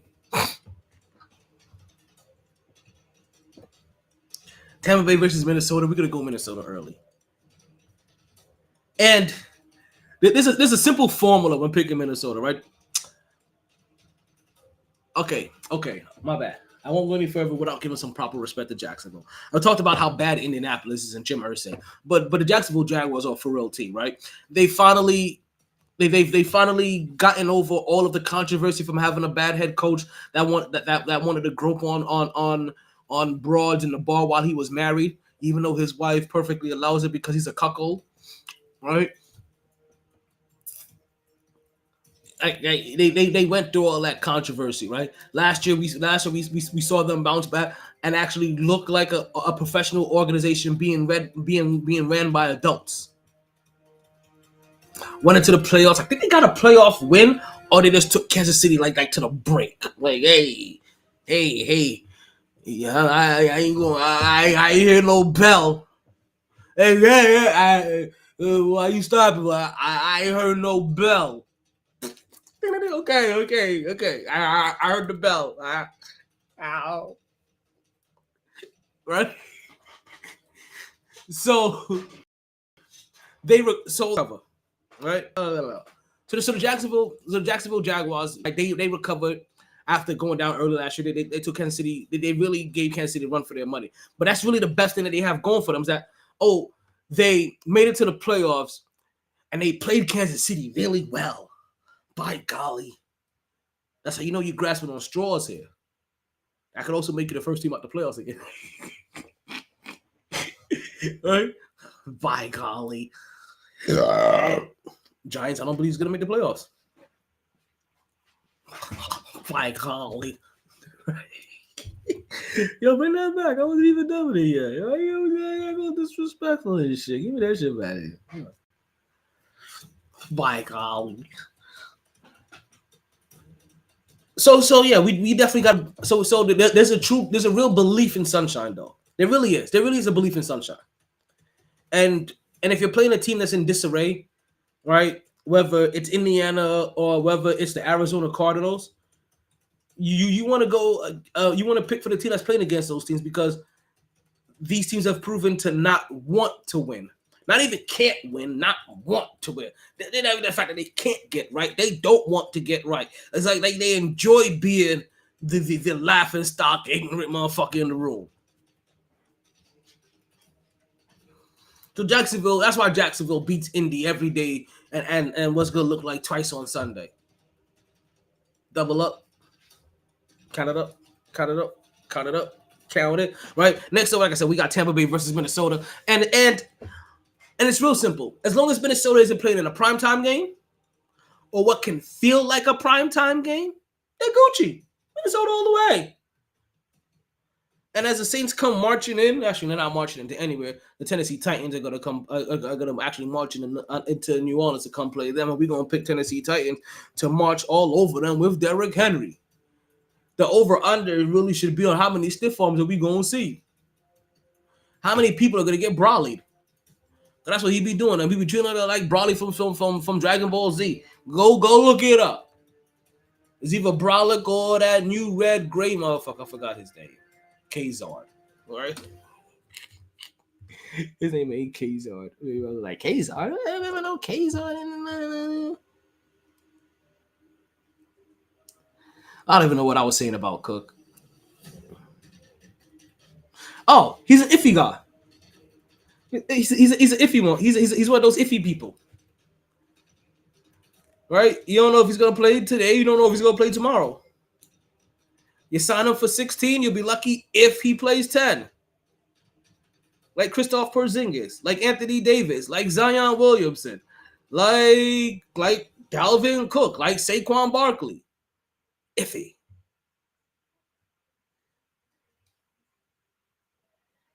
Now, this is probably the hardest game for me to pick right here. San Francisco versus Pittsburgh. And I'm going to tell you that my heart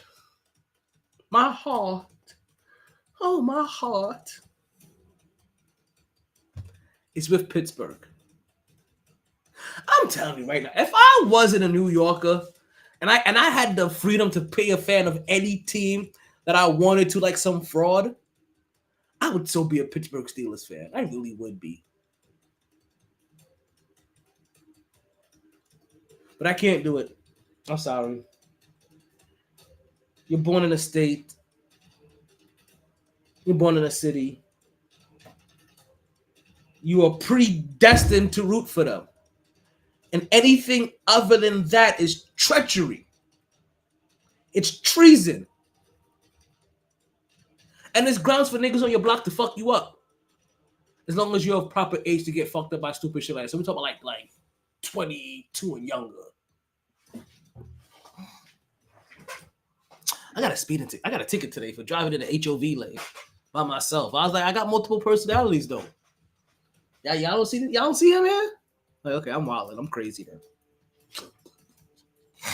You gave it to me anyway. Fucking ticket. I just want to pay this motherfucker and get it over with.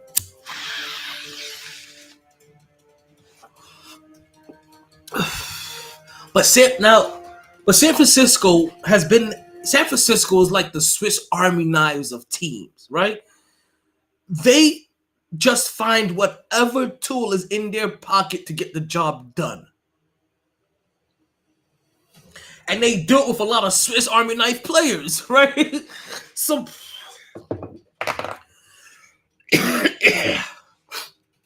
San Francisco flying across country, switching time zones,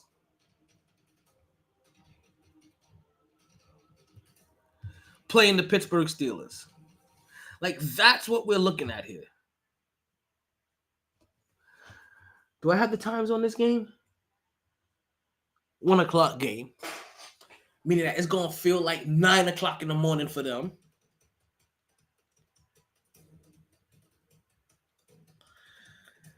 You see all the reasons why? Najee Harris, his run game, the coach looking better, MyT, a hell of a... But San Francisco coached their asses off too. Run game is proper as well. You talking about Christian McCaffrey. He's still talking about they still got Debo Samuels and a bunch of other, right? Then they got one of the Shannon hands out here handing out plays like candy on Halloween. Like, so there's reasons for everybody. This game is my hardest game to pick right now, and I'm probably going to skip that. Next up, we have Arizona versus Washington. And I'm going to tell you this right now, folks.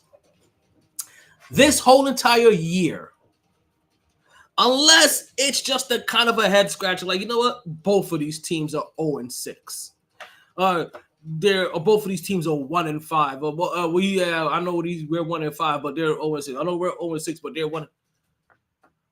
If the Arizona Cardinals are playing, you pick the opposite team. Washington Commanders get their first dub. They jump out early. So let's see. I gotta find out which division Kansas City Chiefs are in. Right, so I can see who's gonna be benefiting in their standings from their loss. As we got Green Bay going into Chicago. And while normally when they had that bad man named Aaron Rodgers, you can say that they consistently owned the Chicago Bears.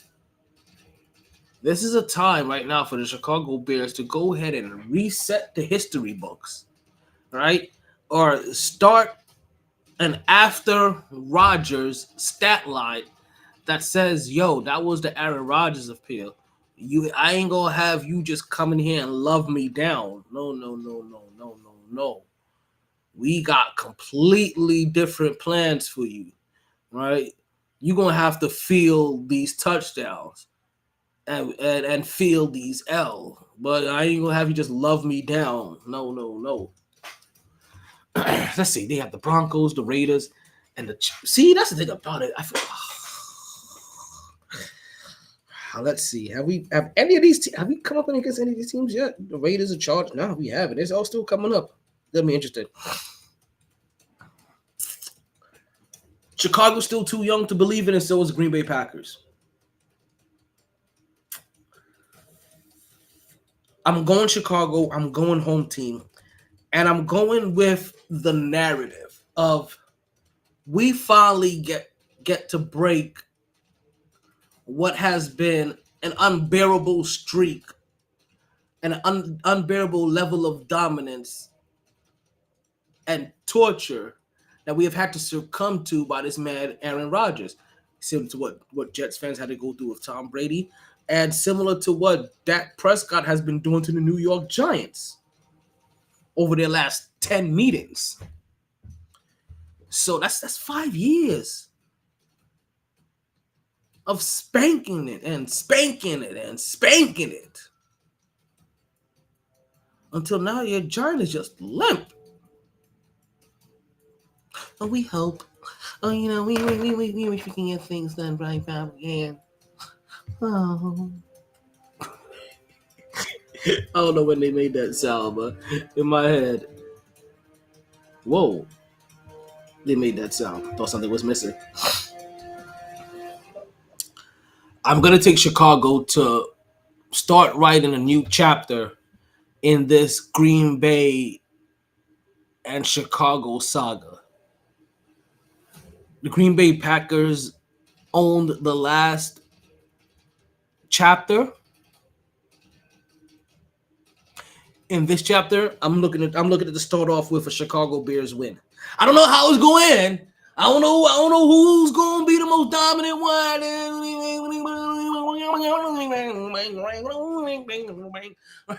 don't know who's going to be the victor at the end of this chapter.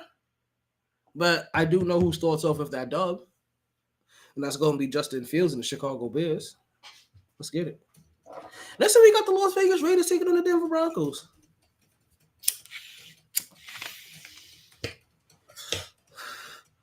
Las Vegas Raiders is going to be one of the bottom teams in the league. I'm going Denver. It's that simple. I'm going LA Chargers. Got to hate the Miami Dolphins. It's that simple. Straight crippin'. Let me stop throwing up gas. Hey, I'm just talking about Tua got a tongue twister here and what he was doing last year. Oh, and this is why the Miami Dolphins can't be rated properly because their quarterback, say it with me now, is an iffy guy. Yeah. See, you guys are catching up. He's an iffy guy. You don't know. You don't know about him. And for him, it isn't hamstring, knees, shoulders, knees, and toes. No. It's cabeza. It's that head of his. What that head do? It don't hold your brain properly to keep you in the game all season. That's what that head do. It don't protect your brain properly. That's what that head do.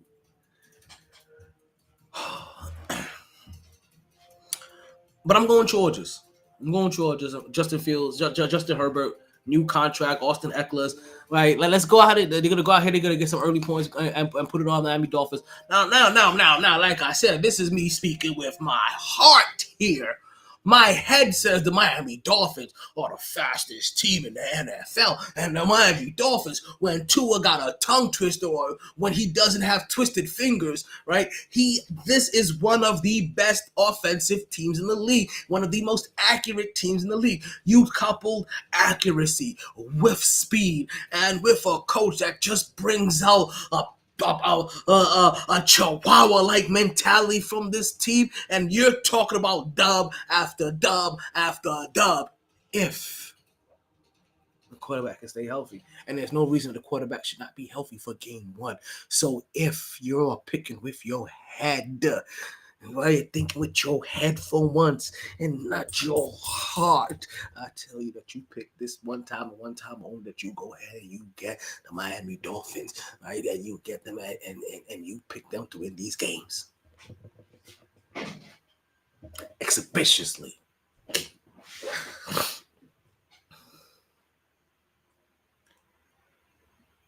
Next on the docket, we got New England Patriots. hosting the Philadelphia Eagles. This one bothers me because Bill Belichick still gets a lot of respect in my head. They shored up those position coaches. Remember, they had all these position coaches that were out of position for the position that they coached for.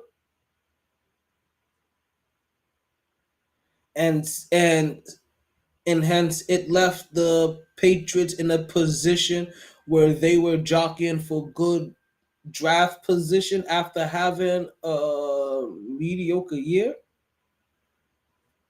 Position. Hold up your head, I coach about them. All I'm about to head, I know I was trying to scream it. I wanted it.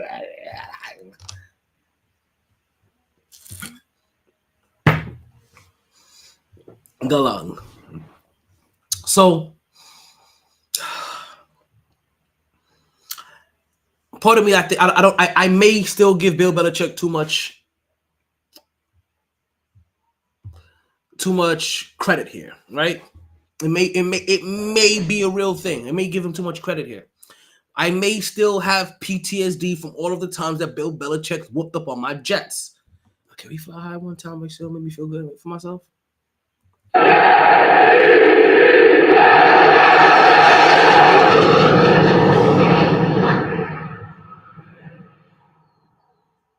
You gotta understand that did the same thing to me as taking a swig of beer or pull out of my bowl.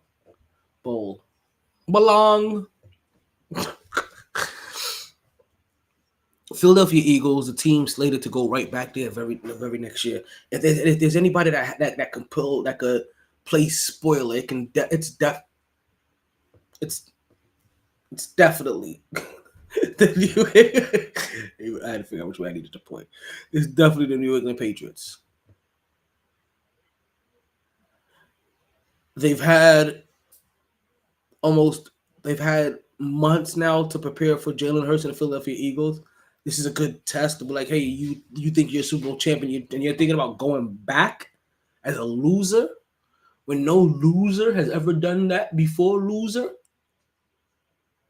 And I love me some Jalen Hurts. I call him a loser. This is Bill Belichick. This is my illa Bill Belichickian talking to his inner Hurts. So good.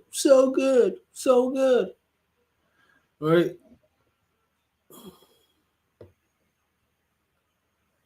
There's a part of me that lives in fear when it comes to watching the Patriots play, Tom Brady play. I just can't relax or expect the generic good thing. But I don't want my division rival to start off strong either. I'm going Philly. But right now, I'm telling you, that's not a heart pick. Oh, that's a heart pick, I mean. Just like, wait, where did I give you another heart pick at? I gave you a heart pick somewhere. I know I gave you guys a heart pick somewhere. Maybe I didn't quite pull the trigger on it. But you guys know what happens here. When I say it's a heart pick, that means that there's not enough logic for me to even fully there's not enough information for me to convince myself of it. Right? My head is telling me to go somewhere, and I'm gonna follow my head. Like I'm gonna follow Seattle Seahawks into this dub over here over the Los Angeles Rams. The Seattle Seahawks behind Geno Smith end up being one of the best comeback stories that you could imagine as of late, and I expect a continuation of what we saw last year. Let's think about this. Right now, there may be, I think, 3 former New York Jets quarterbacks that they drafted that are going to start somewhere else this week. Definitely 2. Geno Smith and Sam Darnold.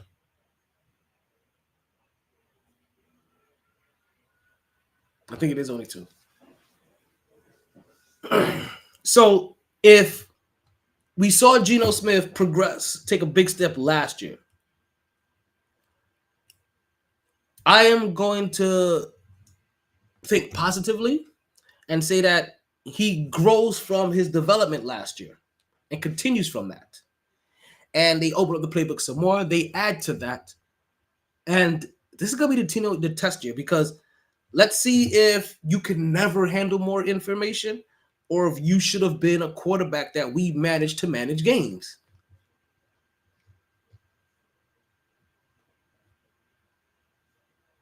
I'm going Seattle, though. I'm big facts going Seattle. Now, we get to Sunday night football and Monday night football. New York Giants. Heart pick. But also necessity, but a heart pick. I don't have faith in the Giants. I really don't. I barely have faith in the other team, but they've been more consistent. Last year's Giants team felt a little fluky to me, even though they have a lot of improvement when it comes to the coaching, general manager, things like that. Right? Gable has been a complete breath of fresh air and professionalism for this team. Why does anybody keep calling him Gayball? Man, Gable. Like cable, like table, like fable, Gable. Fucking enablers.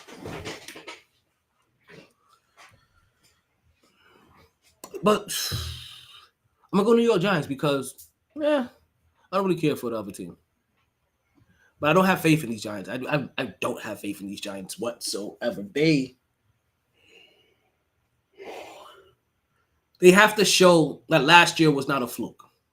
Daniel Jones has to show that last year was not a fluke. 15 touchdowns? 15 touchdowns? 15 touchdowns? Under 4,000 yards? Nah, that ain't gonna fly. For somebody getting paid $40 million a year, that ain't gonna fly. Like, yo, either step your game up, either step your weight up, or New York fans continue to step their hate up, and you'll be out of here. There's some perfectly good stuff coming out of this year's draft.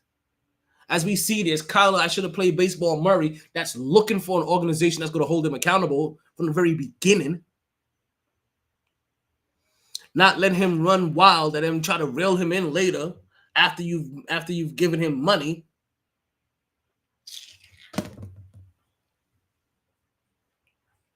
There's some quarterbacks out there to get.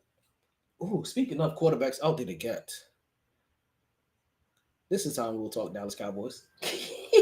The Dallas Cowboys. Jerry Jones goes out and he gets Trey Lance from the San Francisco 49ers. And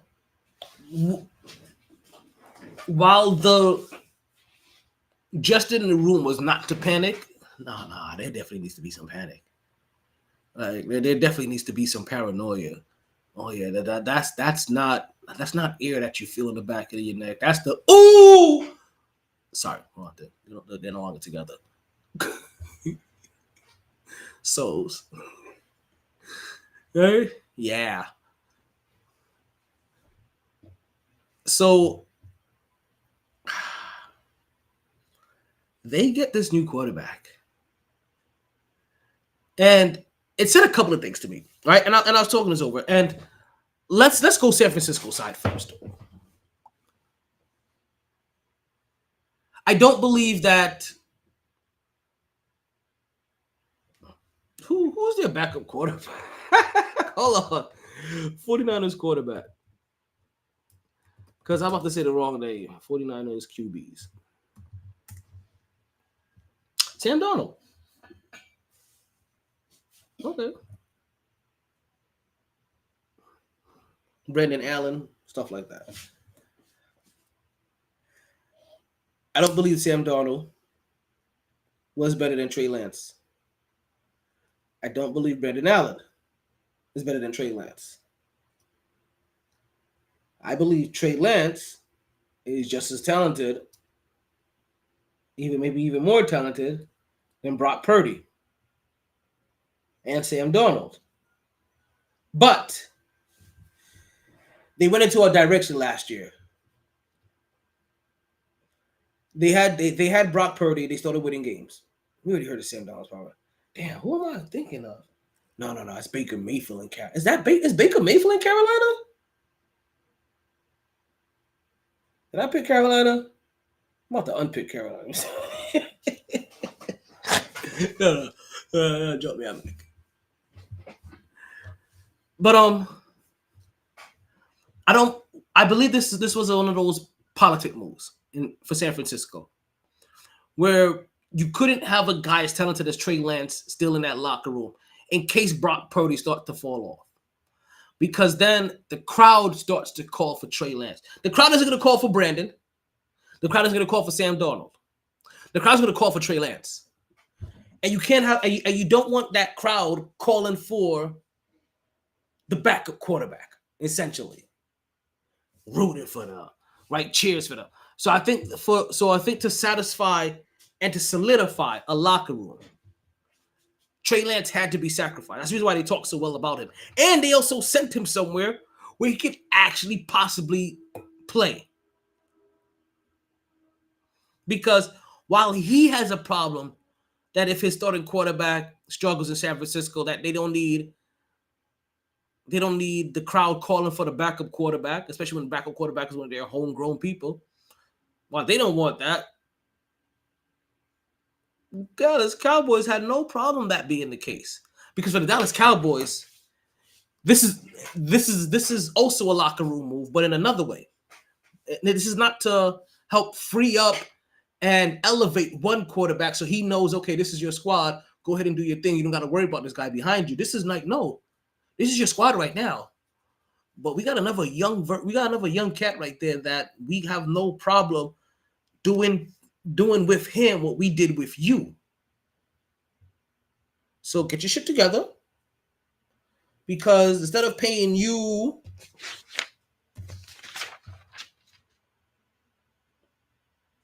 $50 million a year,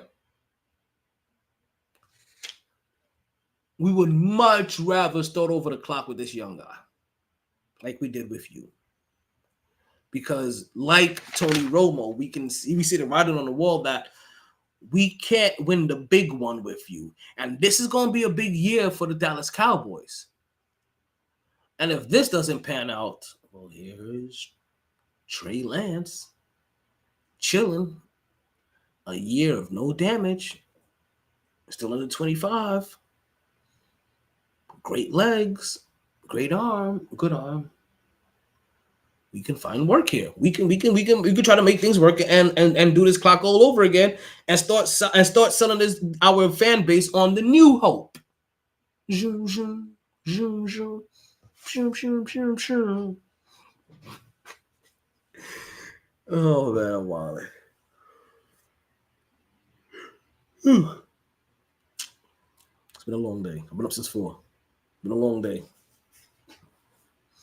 And I got to get up at 4 again tomorrow. Oh, goodness gracious. All right, let's hear you make a lesson. Thank you for listening to this. All right, let's go.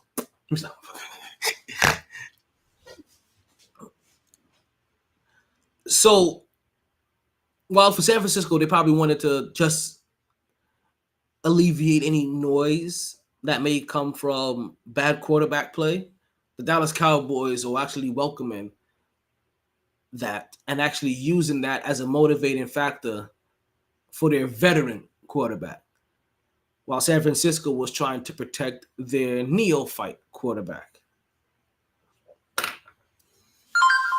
Exactly. Neophyte. I'm picking the Giants, but this is another hard pick. If Dallas and Dak fails this year, this is Trey Lance's team. We already know. Or when they don't sign Dak Prescott or re-sign him, they use Trey Lance as a bargaining chip to move up in the draft. We'll see if Indy or Atlanta or one of those teams wants to go ahead and get him and maybe try to use him to bridge their team. last but not least, we have Monday night. Are you ready for some football?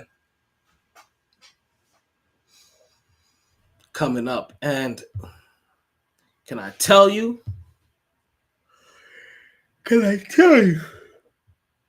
For this last game, I'm going New York Jets. Homer, yes, Homer. Yeah, I'm going for. I'm going for Homer. Yeah, I'm going for. I'm going for. Yes, I'm being a homer on this one.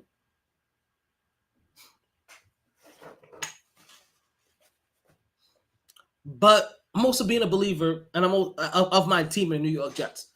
If you're not a Jets fan, pick Buffalo. The New York Jets played the Buffalo Bills better than any team last year. When Josh Allen faced up against the New York Jets last year, his passing rating, his stats, his overall yardage damn near was divided in half. Completion percentage almost in half. Passing rating dropped by 20%. QBR dropped by 30%. When they've played the New York Jets, they've struggled. New York Jets managed to beat them last year, even if it was only by 1 point. But they managed to beat them last year with mediocre that's what we want to continue to talk about and keep the truth going here. Now we have A-Rod. We have that bad man. And there's going to be a new team that he's going to have to start saying, I own you to. Why not start with the Buffalo Bills? Because also these are one of those marquee teams. This is one of those teams, not just in the division, not in your division, but also in the conference, that are truly considered a Super Bowl contender. Based on what they did over the last couple of years, their quarterback play, offensive weapons, defense, head coach, everything else. Like granted, offensive coordinator, general manager, head coach, all that stuff has kind of gone out the window because they've guys have gone on to bigger and better things like the New York Giants and started to turn around that franchise. But now you add a motivated Aaron Rodgers, who was a 4-time MVP, just won 2 MVP back to back within the last 4 years. I'm going to say 3, but I forget sometimes. Right? Let's say 2 back-to-back MVPs in the last 3 years. If the New York Jets are going to be a for real contender, it starts by beating the Buffalo Bills. They say it starts at home, and home is no closer than in your division. Home is no closer than in your goddamn state. You want to start putting some green check marks onto all of your goals that you have set for you this year? You start by beating the Buffalo Bills. Folks, those are my picks. Generally, I'm going to tell you this. I normally get over half my picks right every single week. I know it's not saying much, right? I'm like a good quarterback, like 60% percentage. What that means is that majority of my picks are right. I tell you guys what I pick with my heart. When it comes to San Francisco and Pittsburgh, I'm staying home with Pittsburgh. That may be a pseudo home pick. A pseudo heart pick as well. I got 4 heart picks here. Pittsburgh, Philly, Giants, Jets.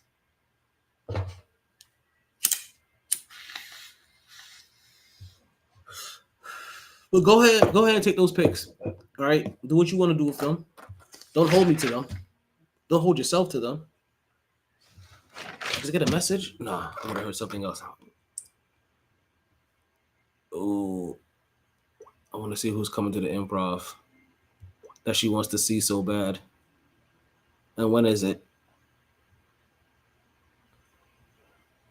Oh, of course she wants to go this weekend. Oh my God, Marlon Wayans. It's already sold out.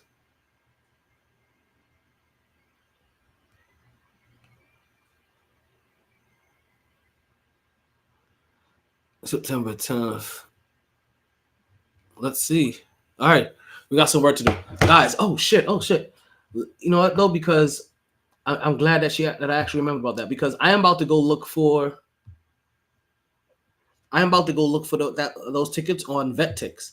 And if you don't know what VetTix are, VetTix is this incredible site, right? That is available to all veterans of the military, and also a bunch to first responders as well, right? But to all veterans of the military. So if you go ahead and click on that little QR code, right, that you guys are seeing right there, right? And if you're a veteran, right, and I'll pass this information down to a veteran and let them know I will share this information every single podcast. So catch the next podcast, and I will have this information here, right? I have a referral code 197-9187, but you guys will see that when you click on the code, right? And what you have the opportunity to do, you have opportunity to get free tickets to a bunch of events in your area.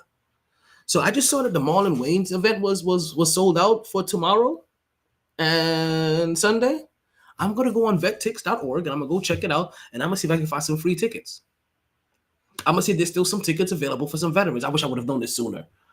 This is why I got to actually find out who's going to go do these comedy things, because I really want to go catch someone. I want to take advantage of a bunch of these. That's like how I hope you guys take advantage of and continue listening to the podcast. We're here every single Monday, every Wednesday, and every Friday night live.